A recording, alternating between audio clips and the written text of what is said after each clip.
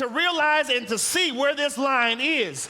And if you think you bad enough to cross it after I've shown you where it is, then you might get something coming to you that ain't coming from the Lord. How do you set boundaries for people who don't respect them? And then how can we manage our own sense of faith and well-being if we don't set boundaries ourselves? My friend, setting boundaries stops the person from changing our own history. Because the moment someone crosses that line, you have an instant, a few seconds to make a decision about what you will do and how you will do it, and then what the response will be after.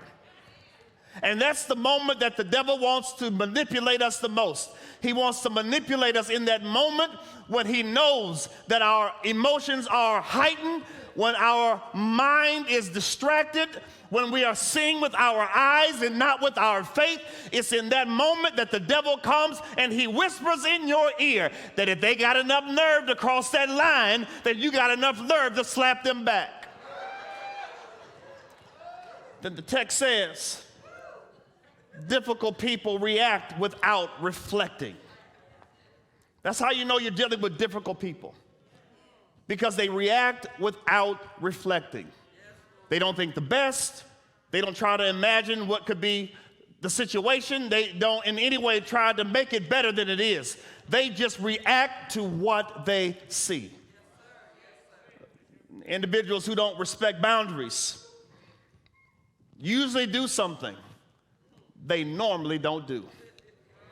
You know when they're about to cross that boundary, because the text says Judas came with a kiss. He did something he normally did not do. That's how you know that something's about to happen. The text, my friends, argues. It's right here in the text, verse 47, that the text argues that Jesus' day went from bad to worse on many levels. First, the episode is a continuation of the Lord's Supper, the upper room, where he predicts that someone will betray him. That moment is emotional, and it also is tied to a loss of trust. And Jesus, on the back end of that, is in the garden. He was holding the cup, as we talked about last week. And then the first episode that comes after that, Judas, a member of the 12, brings Jesus' enemies within a stone's throw of him. The one who had been with him 3 years, the one who had seen him do